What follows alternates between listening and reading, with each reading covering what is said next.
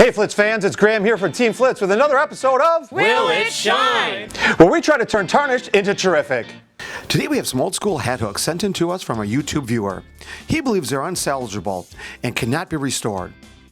Okay, challenge accepted. Let's put the Flitz products to the test.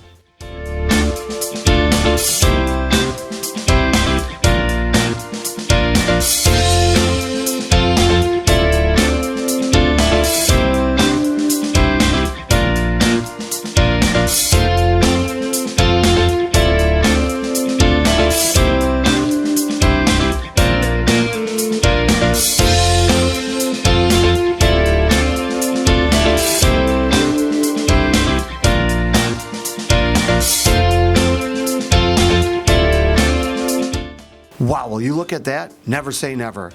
That's the power of the Flitz brass and copper tarnish remover and the Flitz polish.